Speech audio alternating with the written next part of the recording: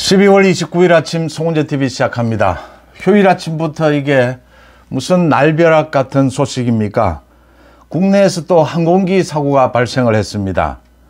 조금 전에 오전 9시 7분쯤이었습니다. 전남 무안공항에서 항공기가 사실상 추락한 것입니다. 이게 지금 태국 방콕에서 전남 무안으로 입국을 하던 제주항공 항공기였습니다. 그러니까 착륙 중에 이 랜딩 기어가 펴지지 않아서 활주로에 그대로 충돌을 했고 또 외벽에 부딪히면서 화재가 발생을 했습니다.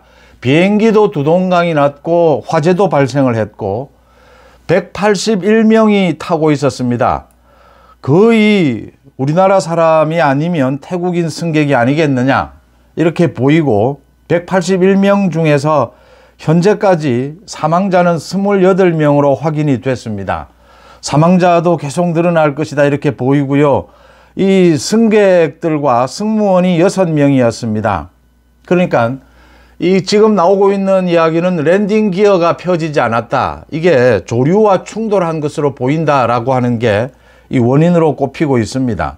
랜딩 기어가 펴지지 않아서 다시 재착륙을 시도하다가 이렇게 활주로를 충돌을 했고 외벽에 충돌했고 화재가 발생을 해서 40분 정도 현재는 화재는 진압이 됐습니다.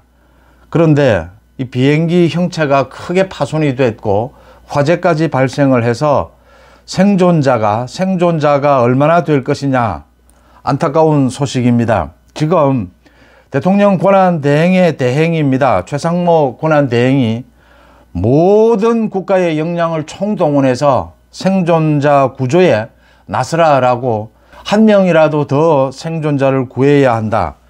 정부에서는 지금 전력을 다해서 생존자 구조에 나서고 있습니다. 한 사람이라도 더 구조할 수 있기를 효율적인 구조 활동이 지금 진행이 되고 있고 앞으로도 계속 진행이 되어야 할 것이다 이렇게 보입니다. 휴일 아침 안타까운 소식이었습니다. 또 윤석열 대통령입니다. 내란 혐의죠. 오늘 공수처의 3차 소환 통보입니다. 조금 전에 10시까지 정부 과천청사로 출석해 달라라고 공수처가 요청을 했는데 윤 대통령이 거부했습니다. 3차 소환에도 응하지 않은 것입니다. 윤 대통령을 제외하고는 이 경찰, 군 관계자들 모두 구속이 됐고 처음으로 이제 기소까지 됐습니다. 김용현 전 국방부 장관에 대해서는. 그래서 윤 대통령 조사만 남아있는 셈입니다. 윤 대통령에 대해서 내란 혐의로 소환을 통보했는데 오늘 오전 10시에 윤 대통령 측이 밝힌 이유는 공수처에서 하고 있는 이 소환이 이 조사가 불법이다. 그러니까 공수처에는 이 수사 권한이 없는 게 아니냐. 여기에 응하는 것이 맞는지 검토 중이다라는 게 윤 대통령 측의 이유입니다. 그러니까 지금 윤 대통령 측이 변호사도 선임을 했고 일부 그래서 이 헌법재판소의 심리에는 이제 응하고 있습니다. 그런데 공수처의 수사, 이 소환에는 응할 수가 없다. 지금 이 이야기입니다. 이게 공수처, 검찰, 경찰 또 국방부 수사팀이 있죠. 이게 서로 간에 경쟁적으로 이렇게 수사가 일어나면서 이 수사권이 어디에 있느냐. 검경 수사권 이 조정 때문에 이게 혼란스러운 대목입니다. 지금 윤 대통령에 대한 혐의, 이게 직권남용이냐, 더 나아가서 내란 혐의냐, 이 부분입니다. 직권남용의 경우에는 검찰과 공수처의 수사권이 있습니다. 근데 이게 내란 혐의가 되면 이건 경찰의 수사권이 일단 있는 것으로 이건 이미 분명하게 구분이 되는 것이고 김용현에 대해서 구속영장을 발부한 재판부에서도 이 부분을 지적을 했습니다. 그런데 이제 검찰과 공수처의 경우에 이 직권남용을 수사하면서 거기에 이어서 이렇게 내란 혐의가 될 경우에 이 수사를 할 수 있는 게 아니냐라는 이야기고 또 하나는 지금 검찰도 이제 윤 대통령과 이상민 행안부 장관, 전 행안부 장관에 대해서는 수사 기록을 모두 공수처로 넘겼습니다. 소위 공조수사본부를 만들었습니다. 공수처에. 경찰과 국방부 수사팀 이렇게 함께 공수처에서 공조수사본부를 만들었습니다. 이럴 경우에 경찰이 소환하는 것이 맞느냐? 공조수사본부를 만든 공수처에서 소환하는 것이 맞느냐. 이건 일단 공수처의 입장이 맞지 않겠느냐 이렇게 보입니다. 이런 걸 위해서, 이런 혼란을 줄이기 위해서 이제 공조수사본부 이런 걸 만드는 것이거든요. 그래서 윤 대통령 측이 이걸 문제 제기를 할 수는 있지만 공수처의 이 소환 통보가 일단은 맞다 이렇게 보입니다. 이제 대통령이 3차 소환 통보에 응하지 않았을 경우에 이제 체포영장, 구속영장 이런 순서를 발부를 해야 하는데 현직 대통령에 대해서 이건 굉장히 상당히 부담스러운 대목이죠. 공수처가 이제는 체포영장을 발부할 수밖에 없는데 공수처가 어떤 결정을 내릴지 상당히 논란은 일지 않겠느냐 이렇게 보입니다. 윤 대통령 측도 이 헌법재판소의 이 심리에는 응하고 있는 만큼 결국은 이 공수처, 경찰, 이 공조수사본부의 이 소환에는 응하지 않겠느냐. 지금은 이런 논란들이 있지만 그런 것으로 읽힙니다. 이건 지금 공수처 아니면 경찰의 소환에는 응하는 것이 맞다. 이런 논란을 줄이기 위해서 이 공조수사본부를 만든 것이다. 이렇게 읽는 것이 정확해 보입니다. 지금 윤석열 대통령에 대한 그 계엄 또 탄핵 거기에 이어서 얼토당토하는 한덕수 권한대행에 대한 탄핵 또 최상목 권한대행에 대한 탄핵까지가 이야기가 되면서 지금 이 정국을 보면서 많은 분들이 논란도 되고 있고 의문을 가지는 부분들이 한 세 가지가 있는 것 같습니다. 하나는 윤 대통령에 대해서 이 내란 혐의가 맞느냐, 내란 혐의냐 아니냐가 굉장히 중요하지 않습니까? 현직 대통령은 내란 혐의, 외환 내란의 혐의가 아니고서는 소추할 수 없습니다. 불소추 특권을 갖고 있습니다. 그래서 이게 내란 혐의냐 아니냐가 굉장히 중요한데 내란 혐의를 적용시키는 것이 맞느냐라는 것이 있고요. 또 하나는 지금 무슨 탄핵, 줄줄이 탄핵이 이재명 민주당이 이 탄핵을 하고 있는 사유로 내세우고 있는 것이 헌법재판관 3명을 왜 임명하지 않느냐라는 겁니다. 한덕수 권한대행이 왜 임명하지 않느냐. 그래서 탄핵. 최상목 지금 권한대행이 또 임명하지 않으면 탄핵하겠다. 지금 조금 어제부터는 주춤해졌습니다.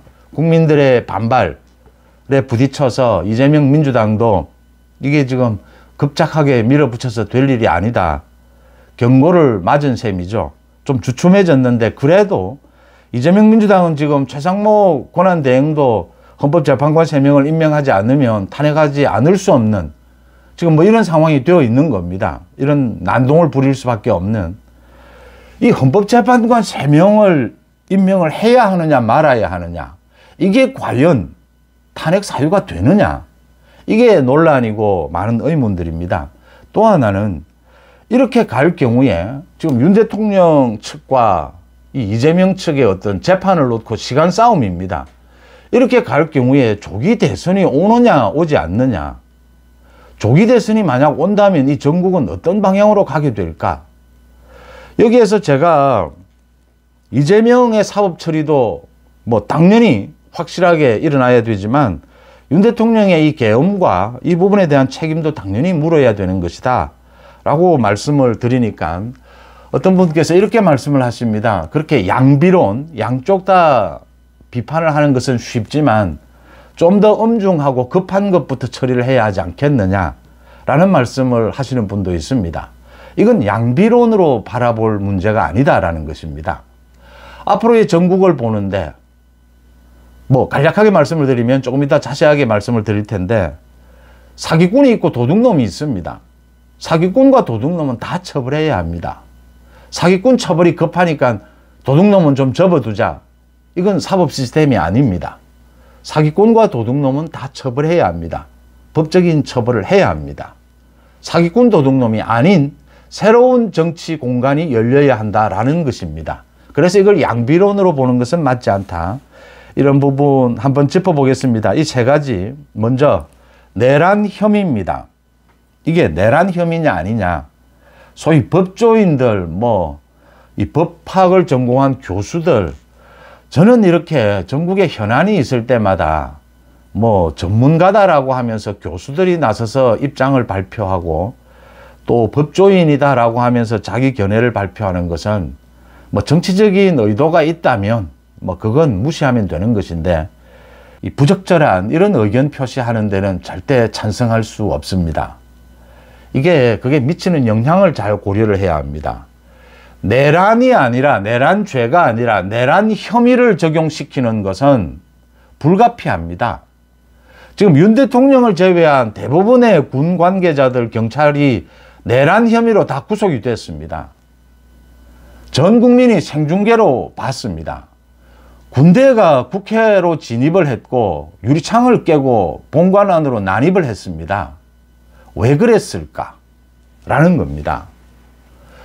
윤 대통령의 말처럼 경고를 주고 엄중하게 이 민주당의 저 난동질에 대해서 이 경종을 울릴 생각이었다면 본관으로 진입할 이유는 없습니다. 이 실탄이 없었다라고는 하지만 총을 든 군인들이었습니다. 유리창을 깨고 본관으로 진입할 이유는 없었습니다. 지금 김용현의 그 기소 공소장이 논란이 되고 있는데 그 부분부터 말씀을 드리겠습니다. 어떤 한 판사의 재판을 놓고 구체적인 사례를 들어서 비판할 수 있습니다. 어떤 검사에 대해서도, 검찰의 어떤 기소에 대해서도 옳다 그러다 평가할 수 있고 비판할 수 있습니다. 판사에 대해서도 마찬가지입니다. 그런데 70년 넘게 가다듬어온 대한민국의 사법 시스템 전체에 대한 부정은 바보 같은 짓이라고 봅니다. 재판부, 유창훈 부장판사라든지 일부 판사의 잘못된 판결에 대해서는 비판할 수 있습니다. 그렇다라고 해서 대한민국 사법부 전체를 비판하는 것은 바보들이 하는 짓이다. 대한민국을 허무는 짓이다라고 봅니다. 일부 검찰의 기소가 잘못됐을 수는 있습니다. 그런데 검찰 전체의 이 신뢰를 가지고 불신을 하는 것은 민주당 이재명이 한 짓입니다. 경찰 마찬가지입니다. 일단 검찰의 공소장, 이 사법부의 판결문은 있는 그대로 받아들이는 그 바탕 위에서 구체적인 근거를 가지고 문제 제기를 해야 합니다. 그게 대한민국을 지키는 길이죠. 그걸 부정하는 사람들이 소위 이재명 민주당 저 난동질입니다. 종북 세력들이죠. 이 부분을 분명하게 할 필요가 있습니다. 검찰이 일단 김용현에 대해서 공소장에 기재를 했다면 거기에 윤 대통령이 뭐 어떤 명령을 내렸다, 어떤 말을 했다라고 하는 부분이 있다면 구체적인 반박 사례를 들어서 비판할 수는 있습니다. 그런데 검찰의 공소장 전체를 놓고 이게 지금 신뢰성이 있다 없다라고 이야기하는 것은 대한민국의 사법 시스템을 부정하는 것으로 갈 수 있다라는 부분을 먼저 짚어두고요. 윤 대통령을 제외한 대부분의 사람이 이 내란 혐의입니다. 그러니까 우리 법에 분명하게 정해놓았습니다. 이 비상계엄이 있을 경우에 국회에 즉시 통보해야 합니다. 대통령은. 그리고 국회에서 계엄 해제를 요청할 수 있는 권한을 국회에 주고 있습니다. 비상계엄이 내려진 상황에서도 국회가 그 활동을 할 수 있도록 보장해야 된다라고 하는 이야기입니다. 헌법과 계엄법에 분명하게 정해져 있습니다. 이 부분이 착각이 일어나면 안 되는 것입니다. 이게 소위 전두환 신군부 당시에는 이 계엄 해제 요구권이 없었습니다. 국회에. 거기에 더해서 대통령이 국회 해산권까지 있었습니다. 그래서 전두환은 당시에 국보위를 만들 수 있었습니다. 이 국회를 없애버리고 국보위를 만든 것이죠. 지금 이런 국보위와 같은 비상의회를 만들려고 한 것이 아니냐라는 이야기가 나오고 있는데 국회를 없앨 수가 없습니다. 법에. 이게 87년 헌법에서 당시에 삼김이 이 전두환 신군부의 그 계엄 그 부분을 차단하기 위해서 국회가 계엄까지를 모두 통제할 수 있도록 해놓은 것입니다. 그리고 대통령의 국회 해산권까지를 모두 없애버렸습니다. 그래서 지금 이게 그 당시의 헌법과 전두환 신군부 당시의 헌법과 지금의 헌법은 다르다라고 하는 것입니다. 지금은 국회에서 이런 활동을 하는 것을 보장해야 하고 정치 활동을 금지하더라도 이 국회에서 해제 요구를 하면 이번처럼 바로 해제를 해야 합니다. 그 해제 요구를 할 수 있는 이 표결을 보장을 해야 합니다. 제가 이 계엄이 있고 난 다음에 이걸 어떻게 쳐다볼 것이냐, 지금 한 달이 채 되지 않았는데 계엄 있고 난 다음에 곧바로 말씀을 드렸습니다. 이 계엄으로 인한 탄핵, 계엄으로 인한 이 수사가 진행이 되면서 앞으로 상황은 급변하게 될 것이다. 이 계엄이 가져다주는 충격, 이 어쩔 수 없이 탄핵으로 갈 수밖에 없는 것, 이건 앞으로 계속 입증이 될 것이다. 이렇게 말씀을 드렸는데 한 달이 되기 전에 지금 모든 게 드러나고 있는 셈입니다. 그러니까 지난 3일 밤에 계엄이 선포가 됐을 때 제가 가장 먼저 전화를 돌린 곳이 두 곳이었습니다. 한 곳은 국회였고 한 곳은 제가 알고 있는 다른 언론사였습니다. 그러니까 기자 생활을 하면 경험을 했건 경험을 하지 않았건 이 계엄과 관련된 많은 기록들, 판례들을 읽게 됩니다. 또 많은 선배들의 이야기도 듣게 됩니다. 계엄이 일어나게 되면 가장 먼저 우리 45년 전에 있었던 일입니다. 국회부터 장악합니다. 그리고 전 언론사에 계엄군이 진입을 합니다. 언론 통제, 국회 통제부터 합니다. 이게 일어났느냐라고 하는 것입니다. 그것부터 제가 확인을 했던 것입니다. 그래서 계엄이라고 하는 이 계엄군이 진입하는 상황이 되면 가장 긴장하는 사람은 정치인들과 언론인들입니다. 언제 잡혀갈지 모르는 상황인 겁니다. 솔직히 저도 개인적으로도 그런 부분들에 불안이 있었기 때문에 곧바로 전화를 해서 확인했던 것입니다. 그래서 언론사에는 진입하지 않고 있다. 국회는 경찰 경력이 출동을 했고 그 당시에는 선포가 될 당시에는 병력은 진입하지 않았습니다. 그렇게 됐던 것입니다. 그래서 이 계엄이라고 하는 것이 있게 되면 45년 전의 경험으로 이 정치권과 언론계는 바짝 긴장하게 된다라고 하는 점을 말씀을 드리고요. 이런 부분들이 생중계가 됐기 때문에 이 내란 혐의, 내란죄가 아닙니다. 내란 혐의가 적용되는 것은 피할 수 없다. 이걸 가지고 내란죄냐 아니냐를 다툴 수는 있습니다. 앞으로도 다투게 될 겁니다. 또 많은 법조인들이 자기 생각을 이야기할 수는 있습니다. 정치인들은 물론 자기에게 유리하도록 주장을 합니다. 다툴 수는 있지만 이 혐의를 적용하는 것은 문제가 없다라고 하는 것이고요. 그 다음 앞으로 공수처의 수사도 있고 헌법재판소의 심리도 있을 겁니다. 내란 혐의냐 아니냐가 중요하긴 하지만 이게 결정적인 사유는 아닙니다. 먼저 헌법재판소의 심리입니다. 지금 6명으로 이 재판관들이 이 심리를 거친 다음에 선고까지 할 것이냐 아니냐는 지금 아직 숙제로 남겨뒀습니다.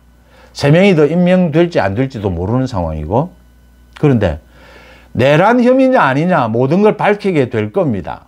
그런데 이 헌법재판소의 결정은 대통령이 위법 위헌이 있었느냐, 그리고 대통령직을 계속 수행할 수 있느냐를 판단하는 것입니다. 꼭 위헌 위법이냐, 위법 위헌했다면 전부 그러면 대통령직을 수행할 수 없느냐? 아닙니다. 노무현 전 대통령은 선거법을 위반했습니다. 선거 중립 의무를 위반했습니다. 그런데도 불구하고 그 위반은 인정된다라고 했습니다. 그런데도 불구하고 이 탄핵은 기각이 됐습니다. 대통령직은 그대로 수행하라. 위법을 저질렀지만 박근혜 전 대통령의 경우에는 국정, 이 뇌물 이런 부분이었습니다. 이 부분 인정이 된다. 대통령직을 중단시켰습니다. 파면이었습니다. 윤석열 대통령은 이제 내란 혐의 이걸 가지고 위법, 위헌이 있느냐, 직권 남용이 있느냐라는 걸 따지게 될 겁니다. 이걸로 대통령직을 수행을 파면할 것이냐, 중단시킬 것이냐 라는 결정은 또 다른 정무적인 부분입니다. 이 헌법재판소의 결정은 그렇게 내려지는 것이고요. 이제 공수처의 이 수사는, 공조수사본부 이 수사는 윤 대통령에 대해서 직접적으로 내란 혐의냐, 직권 남용이냐 등을 따지게 될 겁니다. 그래서 지금 많은 법조인들이 주장하는 것을 보면 내란 혐의가 아니다 이것까지만 이야기합니다. 그럼 직권 남용은 남아있는 겁니다. 또 내란 혐의와 직권 남용 이 사이에는 이 내란 혐의는 워낙 엄중하기 때문에 굉장히 예비 단계에서부터 모의 모두 처벌을 합니다. 지금 민주당이 국민의힘 의원들도 고발을 하겠다라고 하는 게 내란 선전도 처벌을 합니다. 내란은 그렇게 심각하기 때문에 이렇게 진행이 될 것이다. 내란 혐의를 적용하는 것은 무리가 없다라는 부분입니다. 내란죄 확정이 됐다라는 말씀이 아니고 내란 혐의를 적용해서 이제 기소를 하고 헌법재판소에서도 그거로 심리를 진행한다라는 데는 무리가 없다 이 말씀입니다. 그 다음입니다. 지금 가장 안건이 헌법재판관 3명을 임명을 해야 되느냐 말아야 되느냐, 이걸 임명하지 않는다고 탄핵하는 것이 맞느냐, 권한대행에 대해서. 첫째, 헌법재판관 3명을 임명하느냐 하지 않느냐는 재량권입니다. 이게 무조건 임명하라라고 정해져 있는 것이 아닙니다. 대통령 또는 대통령 권한대행이 임명할 것인지 임명하지 않을 것인지는 이게 국회 추천 몫이든 대법원장 추천 몫이든 대통령이 지명하는 몫이든 3명 대통령이 국무회의를 통해서 권한대행이 또는 결정할 부분입니다. 재량권에 해당을 하는 부분입니다. 하지 않을 수도 있습니다. 그러니까 지금 논란이 되고 있는 겁니다. 자, 민주당에서는 지금 6명의 재판관으로 이 헌법재판소를 운영하기가, 선고까지 하기가 힘드니까 빨리 충원을 시켜주자. 국회 추천 몫이니까, 국회를 통과했으니까 대통령은 그냥 임명하면 된다 이렇게 주장합니다. 여러 가지가 있지만 대표적으로 이런 주장을 합니다. 국민의힘에서는 아니다. 이건 지금 대통령에 대한 헌법재판소의 심리가 시작되고 난 다음에 새로운 재판관을 임명하는 것이니까 이건 신중을 기해야 한다. 만약 국회 추천 몫이라 하더라도 여야가 합의를 한다면 모르되 그것도 아니라면 이 대통령도 아니고 대통령 권한대행이다. 대통령 권한대행은 현상 유지에 집중해야 한다. 그래서 임명하지 않는 것이 맞다 이렇게 주장을 합니다. 양쪽 다 일리가 있는 겁니다. 제가 드리는 말씀은 이럴 경우에 임명할 수도 있고 하지 않을 수도 있는 겁니다. 이걸 가지고 권한대행을 탄핵하는 것은 탄핵 사유가 되지 않는다라고 하는 것입니다. 권한대행이 법을 위반해야 탄핵입니다. 이건 법을 위반하는 사안은 아니다라고 하는 것이죠. 일정 부분 재량권이라고 하는 것입니다. 그래서 이건 탄핵 사유가 안 된다고 하는 것이고요. 자, 또 하나 절차 부분이 남아있죠. 한덕수에 대해서. 한덕수 권한대행에 대해서 151명으로 탄핵을 결정했습니다. 국회에서. 이거 200명이어야 하느냐 151명이어야 하느냐.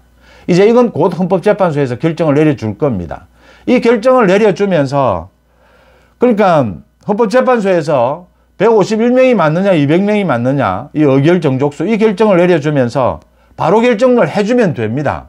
헌법재판관 3명을 권한대행은 대통령 권한대행은 임명을 해달라고 결정하면 됩니다. 근데 헌법재판소도 그런 결정을 하지 않습니다. 왜겠습니까? 이게 이제 삼권 분립의 원리고 헌법재판소에서도 적극적으로 그렇게 나서서 이 해석을 하게 되면 국회의 권한, 대통령의 권한을 침해하는 것이 되는 겁니다. 그러니까 국회에서 또는 대통령 권한대행이 헌법재판소에 이 제소를 하면 됩니다. 지금 헌법재판관 3명을 임명하는 것이 맞느냐 맞지 않느냐 그걸 물어보면 됩니다. 물어보지도 않는데 헌법재판소가 판결을 내리지는 않습니다. 적극적으로 나서서. 헌법재판소가 그렇게 하면 침해하는 경우가 될 수가 있거든요. 그래서 지금 헌법재판소는 하지 않겠다 하겠다가 아닙니다. 보류입니다. 심리는 시작했습니다.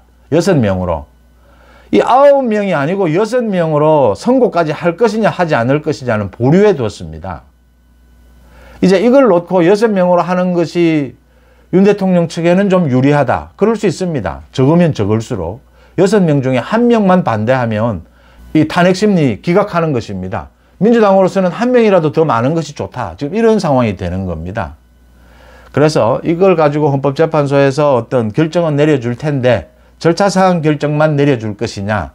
지금 국회에서도 여당이든 야당이든 이걸 직접적으로 지금 제소를 한다 말만 하면서도 하지 않는 이유는 서로 간에 이익이 걸려 있기 때문에 6명으로 하는 게 이익이냐 9명 충원하는 게 이익이냐 이게 걸려 있기 때문에 서로 주장만 하고 부딪히기만 할 뿐 이 헌법재판소의 결정을 묻지는 않고 있습니다. 자기들 손으로 결정을 하자 이거죠. 한덕수 권한대행이 탄핵을 하기 전에 한덕수 권한대행에 대해서 민주당이 이거 당 차원은 아니고 개인적인 차원이라고 하면서 한덕수 권한대행에게 제안을 했다라고 합니다. 소위 특검법 2개는 거부권을 행사해도 좋다. 헌법재판관 3명은 임명을 해달라. 그렇게 하면 탄핵하지 않겠다. 이런 제안을 했다라고 하는 겁니다. 한덕수 권한대행은 이런 지하에 거절했다라고 합니다. 탄핵하라. 하려면 하라. 이 이재명과 민주당의 딜레마입니다. 두 가지입니다. 하나는 권한대행 또 권한대행의 대응으로 넘어가면 갈수록 현상 유지에 더 치중해야 합니다. 그러면 헌법재판관 3명을 임명하는 것은 더 어려워집니다. 지금 민주당의 의도는 읽히지 않습니까? 헌법재판관 3명만 임명하면 이 특검 2개는 거부권을 행사해라. 이 특검은 민주당이 다음 달에 새해에 다시 또 제출하면 되거든요. 이 민주당 말 누가 믿습니까? 지금 뭐 누구도 믿을 수 없습니다. 특검법은 또 내면 되거든요. 그러니까 민주당이 이런 제안을 하는 겁니다. 지금 최상목 권한대행에 대해서도 이런 제안을 할 겁니다. 헌법재판관 3명만 임명해라. 국민의힘에서도 지금 나오고 있는 이야기입니다. 이왕 이렇게 된 거 한두 명 정도 합의되는, 여야가 합의되는 한두 명은 임명을 하는 걸로 절충하는 건 어떻느냐. 안 됩니다. 한두 명을 왜 합니까? 원칙대로 가는 겁니다. 지금은 헌법재판소에 제소를 해서 물어보든지, 묻기 싫어서 국회에서 지금 갈등을 일으키려면 원칙대로 가는 겁니다. 권한대행의 대행으로 갈수록 헌법재판관 임명은 소극적이 될 수밖에 없습니다. 왜냐하면 이럴 수도 있고 저럴 수도 있을 경우에 논란이 있는 것을 권한대행이 굳이 해야 될 이유는 없습니다. 지금 이재명과 민주당은 또 시도를 할 겁니다. 한덕수에 이어서 최상목에게도 이 헌법재판관은 임명을 해라. 그러면 특검은 포기하겠다. 뭐 이런 절충안을 시도를 할 겁니다. 안 되면 한두 명이라도 임명해 달라. 한 명이라도 더 늘어나는 것이 민주당은 자기들이 유리하다고 보는 것이죠. 윤 대통령이 탄핵 심리에 있어서. 최상목 권한대행이 내릴 결정은 한덕수 권한대행 때보다 더 협소한 의미, 축소되는 겁니다. 그대로 지금의 관례대로 따르는 겁니다. 국회에서 합의해라. 그러면 모르겠지만 지금 이대로는 임명 못한답니다. 헌법재판소에서 너가 필요하면 제소해라. 헌법재판소에서 결정을 내리면 임명할 수 있다. 명료하지 않습니까? 지금 어느 쪽이 이익이냐, 서로 자기가 이익이 되는 쪽으로 주장을 합니다. 권한대행이 왜 거기에 따라야 합니까? 헌법재판소 제소도 하지 않습니다. 헌법재판소가 왜 결정해 줘야 합니까? 이 부분은 이렇게 정리하는 것이 맞습니다. 최상목 권한대행 버틴다 또는 원칙대로 하면 헌법재판소에서 제가 보기에는 이 한덕수 권한대행이 다시 업무에 복귀할 가능성이 매우 높습니다. 151석과 200석. 이걸 국회의장이 그렇게 정권으로 결정하는 것이 맞느냐. 특히 더 나아가서 한덕수 권한대행에 대한 탄핵, 사유가 안 되는 겁니다. 5가지를 내걸었는데 결국은 이거 아닙니까? 헌법재판관 3명 임명하지 않았다라는 건 아닙니까? 그건 재량권입니다. 대통령과 대통령 권한대행에. 또 한 가지는요. 이제 앞으로 이게 전국이 어떻게 갈 것이냐 라는 부분입니다. 이재명 민주당은 뭐 거의 정신줄을 놓다시피 하고 지금 헌법재판관 3명만 추가 임명하면 윤 대통령에 대한 탄핵이 이루어지고 조기 대선이 될 것이다. 그러면 이재명 이 선고가 있기 전에 선거법 위반, 조기 대선에서 이재명이 대통령 될 수 있는 것처럼 하고 있습니다. 정말 그렇습니까? 헌법재판관 9명이 되면 조기 대선으로 간다고 누가 보장을 합니까? 또 그 전에 이재명의 선거법 위반 재판 판결이 안 나온다고 누가 보장을 합니까?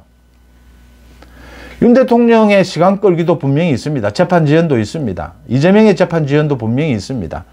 여기에서 합리적인 국민들의 판단은 지금 이 윤 대통령도 법적 정치적 책임을 져야 하고 이재명은 더욱더 처벌해야 한다. 이건 말씀드린 대로 양비론이 아닙니다. 사기꾼이든 뭐 도둑놈이든 범죄를 저지른 혐의가 있다면 처벌해야 합니다.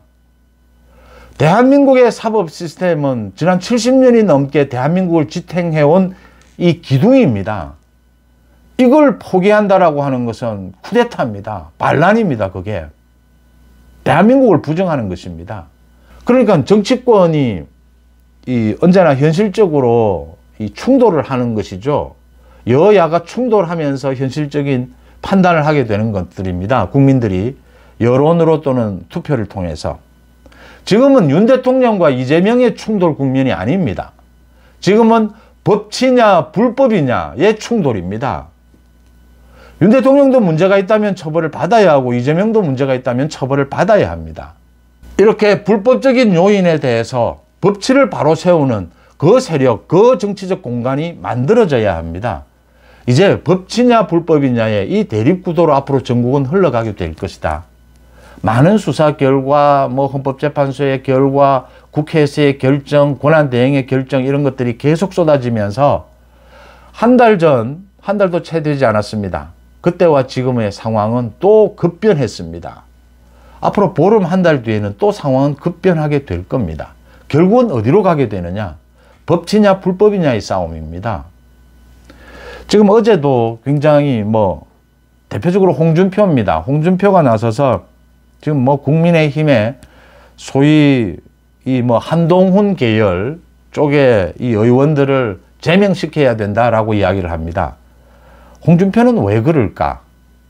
그 다음 한동훈 전 대표가 처음으로 이제 사퇴한 이후에 처음으로 감사하다라고 하는 말 한마디 SNS에, 그러니까 전 대변인이 이제 사퇴하면서 인사말을 올리니까 수고했다, 그동안 참 수고했다, 감사합니다, 이 말 한마디가 화제가 되고 있습니다. 한동훈의 첫 공식적인 메시지다 이래서 관심을 끄는 이유는 뭘까? 이제 이런 것들이죠.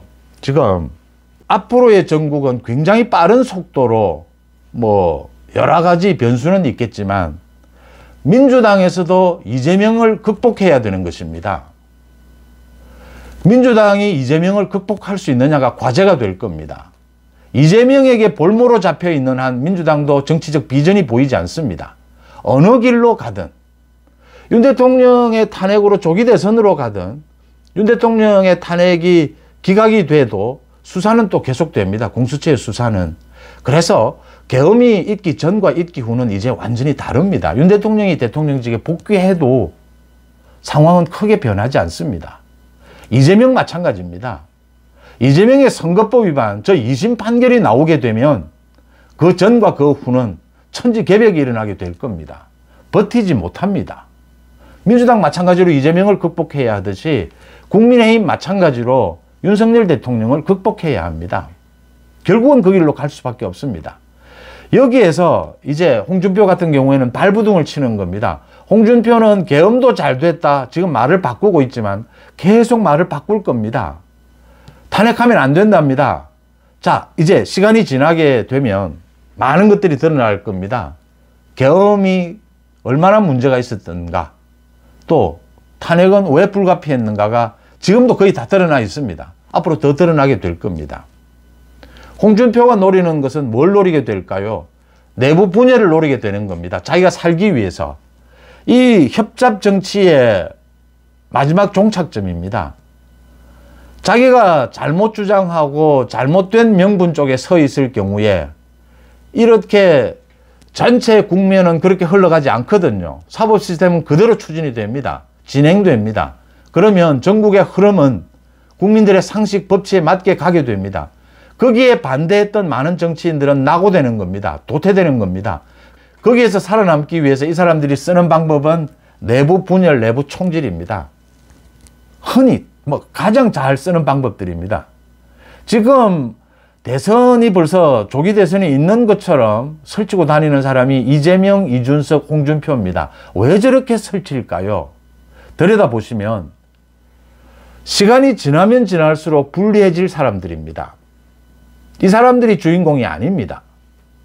적어도 3개월, 4개월 뒤에 이 대한민국의 차기 권력 창출을 놓고 법치냐 불법이냐 이 부분과 차기 권력 창출을 놓고 주인공이 될 사람들은 지금 이 세 사람은 아닙니다. 최소한. 그걸 읽을 수가 있죠. 이렇게 바뀌어 갈 것이다 라고 하는 점입니다.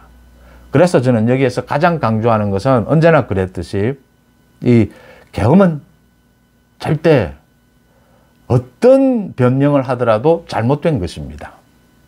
또 이재명은 처벌해야 합니다. 그러기 위해서는 지금의 여권, 보수 우파 전체가 하나로 뭉쳐야 합니다. 이준석까지 필요하면 홍준표 마찬가지입니다. 오세훈, 한동훈 모두 마찬가지입니다. 지금 자신이 보수 우파라고 생각하는 모든 사람들은 하나로 뭉쳐야 한다. 민주당도 이재명을 극복하게 될 겁니다. 예를 들어서 가정을 해서 말씀을 드립니다. 지금 만약에 민주당의 당대표가 이재명이 아니고 김동연이었다면 이 상황은 보수 우파 국민의힘은 견디지 못합니다. 희망도 없습니다. 적어도 앞으로 1, 2년 사이는. 근데 마침 이재명인 겁니다. 지금 보수 우파의 지지율이, 윤 대통령의 지지율이 그래도 남아있는 것은 이재명이기 때문입니다. 이재명은 처벌해야 하기 때문입니다. 마찬가지입니다. 야권에서 이재명을 극복해야 하듯이 여권에서도 윤석열 대통령을 극복해야 합니다. 이제 계엄 전과 계엄 후는 절대로 계엄 전으로 돌아갈 수는 없습니다. 가면 갈수록 그 상황은 명료해질 겁니다. 전부 뭉쳐야 하는 것이고, 이 뭉치는 상황에서 내부 총질을 하고 분열을 꾀하는, 지금도 이간질을 획책하는 사람들이 수도 없이 나타나게 될 겁니다. 자기가 잘못된 스탠스를 취했던 사람들, 이 바뀌어가는 정치적 명분, 정치적 실리, 현실, 국민들의 여론에 편성하지 못했던 사람들은 그런 이간질과 내부 갈등, 내부 총질 이런 걸 통해서 자신의 존재 가치를, 이 생존을 이어가려고 할 것입니다. 그런 사람이 주류가 되어서는 안 됩니다. 주도권을 확실하게 이 앞으로 국민들의 여론에 맞춘 사람들이 주도권을 장악한다면 보수파 전체가 하나로 뭉치는데 큰 문제는 없을 것이다 라고 하는 점입니다. 오늘 휴일을 맞아서 이 정말 안타까운 계속 구조 작업이 펼쳐지고 있습니다. 항공기 사고, 또 이 윤석열 대통령에 대한 공수처 수사에 따른 전국의 흐름 한번 짚어봤습니다. 여러분들은 어떻게 보십니까? 송은재TV 마칩니다. 고맙습니다.